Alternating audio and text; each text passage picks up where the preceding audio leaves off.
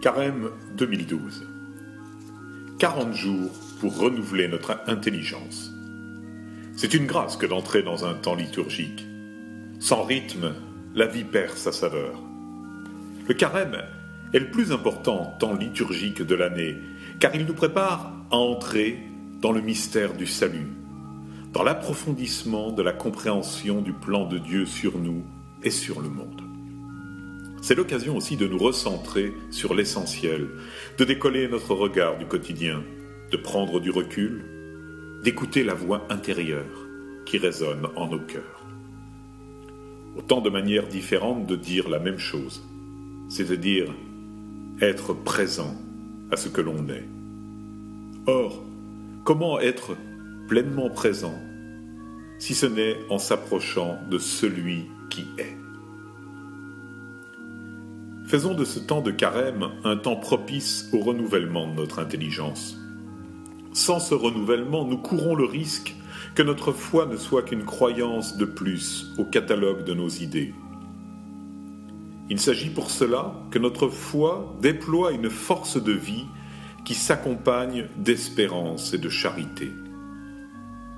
Croire que Jésus est le Messie, le Fils de Dieu, c'est un très bon début, mais c'est bien loin de suffire. Les démons, eux aussi le savent, et ils tremblent, eux, comme nous le fait remarquer saint Jacques dans son épître, au chapitre 2 et au verset 19. Il ne s'agit donc pas uniquement de croire, mais bien de vivre.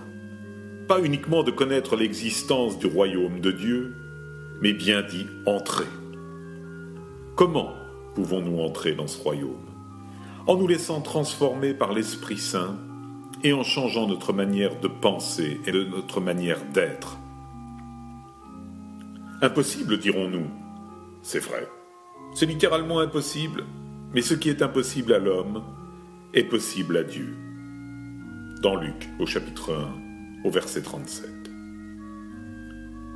Et vu que Dieu nous appelle à cette transformation, alors pourquoi hésiterions-nous ? Je vous exhorte donc, frères, par la miséricorde de Dieu, à offrir vos personnes en sacrifice vivant, saint, agréable à Dieu. C'est là le culte spirituel que vous avez à rendre. Et ne vous modelez pas sur le monde présent, mais que le renouvellement de votre intelligence vous transforme et vous fasse discerner quelle est la volonté de Dieu, ce qui est bon, ce qui lui plaît, ce qui est parfait. Ainsi parle Paul aux Romains, dans son épître, au chapitre 12, les versets 1 et 2.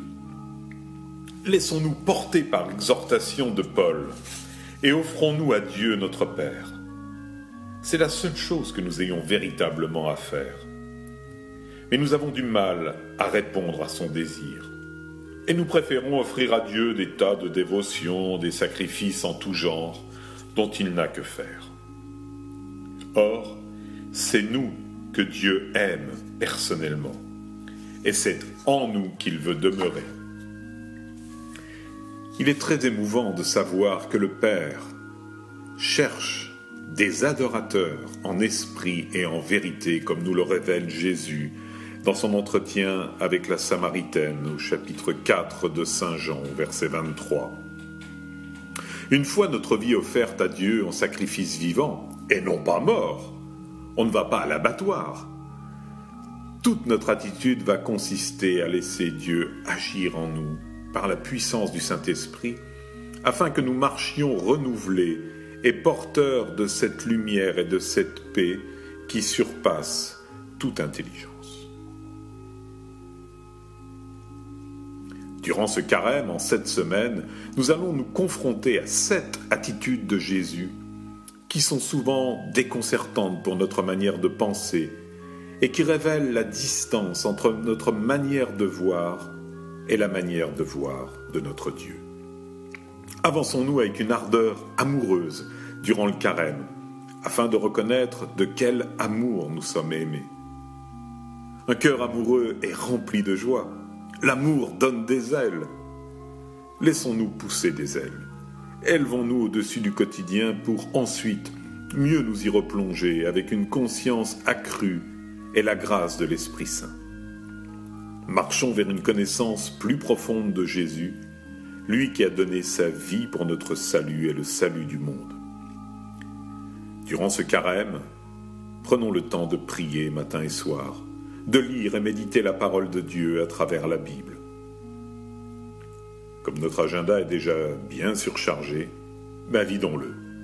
Inscrivons dès aujourd'hui pour tout le carême les temps de prière quotidienne. N'oublions pas que Jésus est le maître du temps. Que ces 40 jours de carême soient source de grâce et de renouvellement de notre intelligence afin d'être en harmonie plus profonde avec la volonté du Père. C'est ce que je vous souhaite fraternellement. Que le Seigneur vous bénisse.